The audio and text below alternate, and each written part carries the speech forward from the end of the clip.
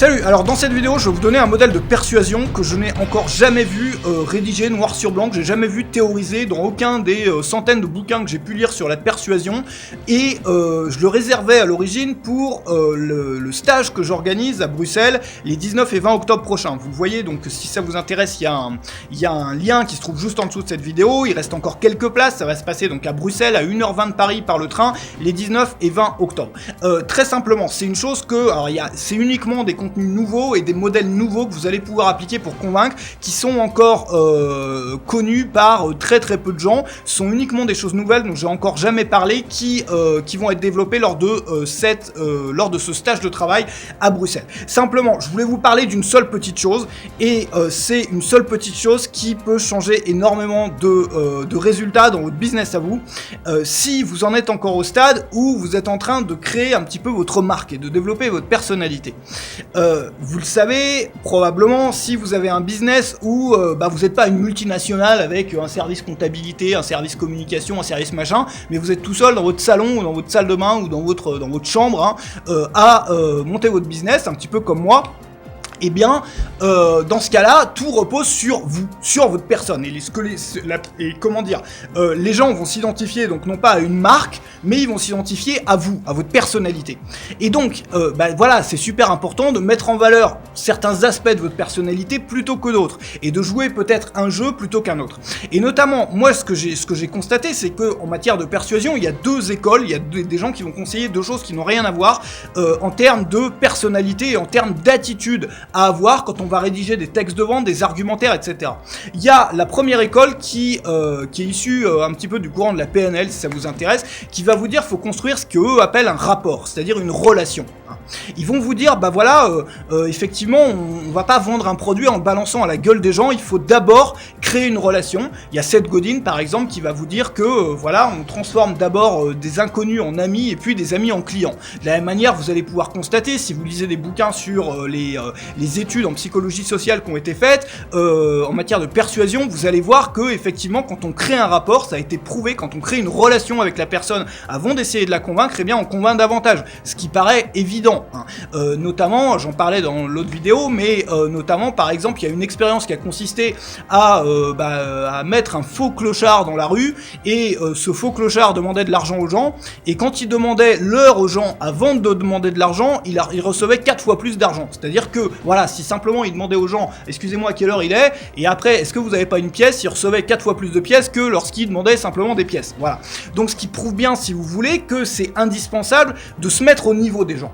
C'est indispensable de redescendre un petit peu de son piédestal, et moi c'est ce que j'ai enseigné dans tout mon travail depuis que j'ai commencé Web Marketing Junkie, et c'est ce que je pratique aussi, c'est-à-dire redescendre un peu de son truc et se mettre au niveau des gens et leur montrer qu'on est comme eux. Parce que effectivement, il y a plein de tests et plein d'études qui ont montré que quand on est pareil que les gens, quand on est à leur côté plutôt que quand on est en face d'eux, eh bien on convainc beaucoup plus facilement, et voilà, ce qui paraît évident, on installe aussi une relation sur la durée, c'est-à-dire que ça devient beaucoup plus facile de convaincre aussi après, parce que les gens vont pas être convaincus, vont être convaincus moins par un produit que par vous. C'est-à-dire que c'est vous qui vont acheter. Et ça, c'est un gros avantage, notamment quand on n'est pas super bon commercial, parce que il vous suffit de vous transformer un petit peu en ami et de vendre votre personnalité, entre guillemets, c'est-à-dire de montrer à la personne que vous êtes comme elle, que peut-être vous êtes passé par les mêmes problèmes, etc., que vous avez réussi à les résoudre et que vous êtes là pour l'aider. Voilà. Si vous faites ça, eh bien, vous n'avez plus besoin de pousser chaque produit avec des techniques hyper agressives. Les gens qui vous suivent et qui sont fans de, justement, cette personnalité ou ce que vous faites ou ce que vous avez vécu, qui s'identifient à ça, ils vont acheter tous les produits qui suivent. Voilà. Simplement, le problème, c'est qu'il y a un autre modèle à côté qui va vous raconter l'extrême opposé. Et c'est le modèle, alors on peut l'appeler comme on veut, le modèle du leadership, le modèle alpha, etc., qui est basé sur l'idée selon laquelle alors c'est basé sur la théorie de l'évolution, etc. Donc voilà, on est un animal social, un peu comme les loups, hein. Et dans une meute de loups, eh bien il y a un loup alpha, le chef de la meute, voilà, qui va un petit peu diriger tout ça. Et il se trouve que quand quelqu'un a une position un petit peu de leadership où il est pas pote avec tout le monde et au contraire il établit pas de rapport, il est là, moi je connais mon truc, j'ai pas besoin de toi, si tu me suis, si tu me suis pas, tu me suis pas. Voilà, une attitude un petit peu détachée et un petit peu supérieure, une attitude donc de leadership qu'on peut appeler comme ça. Et bien là aussi, bizarrement, il y a plein d'études qui montrent qu'on convainc beaucoup mieux, on convainc plus en adoptant une attitude de leader comme ça plutôt que quand on n'utilise pas une attitude de leader. Alors le problème c'est que les deux choses se contredisent complètement. De l'un des côtés on va vous dire, effectivement il y a des études qui prouvent que quand on se met au niveau des gens on convainc beaucoup plus facilement, et quand on redescend de son piédestal et quand on montre aux gens qu'on est comme eux, etc., voire qu'on s'abaisse encore plus que ce qu'on est en racontant notre histoire et en insistant sur les détails un petit peu morbides, c'est-à-dire bah voilà, et ça fonctionne, testez-le, ça fonctionne. Si vous vendez la solution à un problème et que vous êtes passé par les pires trucs possibles et imaginables pour essayer de résoudre ce problème, racontez les détails un peu morbides, c'est-à-dire waouh, j'ai même essayé ce truc-là, j'en suis arrivé à ce point-là où j'ai tout perdu, ou ceci, où il est arrivé cela, et puis un jour j'ai découvert tel truc ou tel truc, et ça m'a permis de remonter la pente, et je suis là où je suis aujourd'hui. Je me rappelle, moi, notamment quand j'étais au collège, il y avait un gars qui avait eu des histoires de vie complètement hallucinantes, avec parents alcooliques, avec des trucs de malades, et il avait écrit un bouquin, et il faisait des conférences comme ça dans les écoles, et il gagnait sa vie comme ça. Voilà. Les gens venaient le voir uniquement pour entendre ces trucs-là, et son histoire de sorte de success story, voilà, du pire jusqu'au meilleur, quoi. Voilà. Et ça, vous pouvez le faire. Le problème, c'est que la théorie du leadership à côté, les deux sont pas compatibles. Pourtant, dans les faits, il y a des études qui montrent que les deux fonctionnent. Et moi, je suis penché un petit peu là-dessus.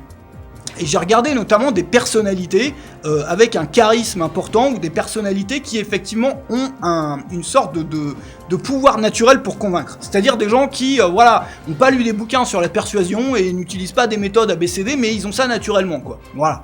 Et je me suis demandé, alors j'ai fait une liste et j'ai étudié le truc. Voilà, j'ai étudié le phénomène. Et j'ai regardé, est-ce que combien de personnes utilisent, sont plus au niveau du rapport, c'est-à-dire je me mets à ton niveau et je crée une relation, et combien sont plus dans la position, voilà, j'en ai un peu rien à foutre, moi je connais mon truc, je suis un peu le chef, etc. Façon un petit peu, vous savez, très souvent il y a des gens dans le domaine médical qui sont un peu comme ça, et on a tendance à les croire et à leur faire confiance parce que le gars, voilà, ça a l'air d'être un ponte du machin, quoi, c'est un peu le notable, c'est le professeur machin respecté, tout le monde le regarde un peu d'en bas et tout, voilà, et du coup il nous inspire confiance parce que tout le monde a l'air de lui faire confiance, et on est un petit peu intimidé par le gars, voilà.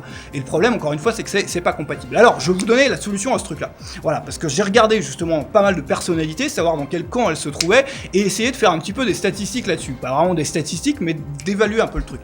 Et je me suis rendu compte qu'en fait, il y a quelque chose qui va bien au-delà de ces deux modèles-là. Je me suis rendu compte que les gens qui ont un charisme très important, c'est un charisme de poids. Un charisme, ça veut dire naturellement, enfin voilà, moi je le traduis comme ça, quand on a naturellement le pouvoir de convaincre dans n'importe quelle situation, qu'on n'utilise pas des trucs, des méthodes, etc., mais qu'on a ça naturellement et que ça nous vient naturellement. Ces gens-là utilisent quelque chose, en général, qui n'a rien à voir avec les deux, ou en tout cas qui est la combinaison des deux. Ce que font ces gens-là, c'est qu'ils ont effectivement une attitude de leadership, une attitude de leader, le ponte à qui on la fait pas, le gars qui a pas besoin de vous, le gars qui connaît son truc et il va pas se mettre à haut niveau et il est même pas intéressé par la choucroute. Voilà. Donc un peu marketing négatif si on parle de marketing, c'est-à-dire dire aux gens moi j'ai ce produit, j'ai vraiment pas besoin de vous, j'ai assez de clients, maintenant il reste 3 places disponibles, si ça vous intéresse c'est maintenant, si ça vous intéresse pas, au revoir. Voilà, un petit peu cette attitude-là.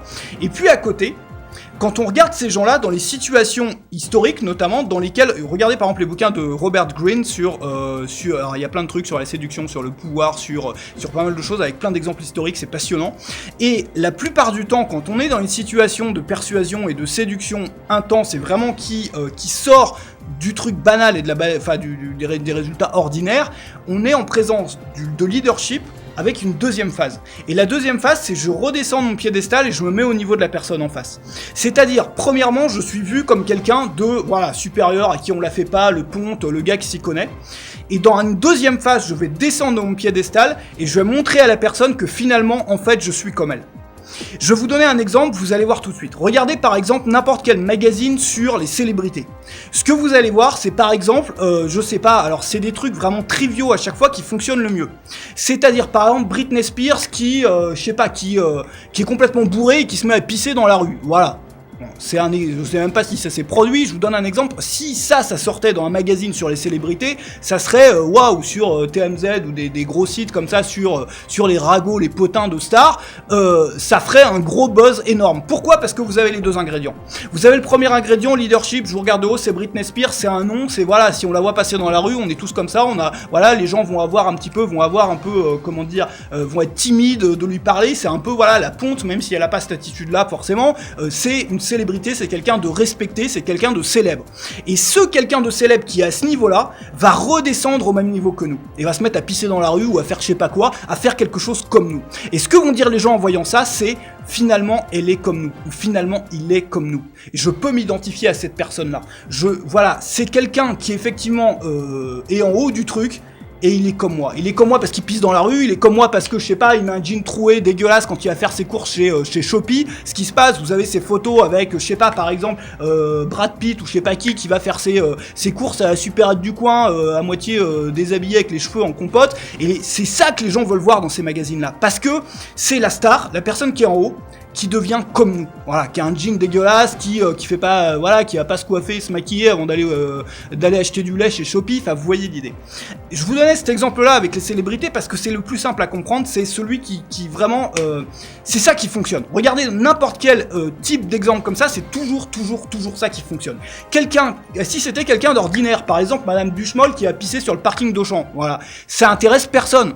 Maintenant, si c'est Brad Pitt qui pisse sur le parking d'Auchan, il est comme, voilà, enfin, je sais pas. On pisse pas, il est débile mon exemple, excusez-moi, je prends toujours des exemples qui sont un peu à la con, mais j'arrive pas à trouver des exemples qui sont intelligents. N'empêche que c'est pour illustrer des choses qui fonctionnent derrière, et ça, c'est un truc, quand je suis tombé là-dessus, j'ai commencé à regarder ça, notamment par rapport aux célébrités, et on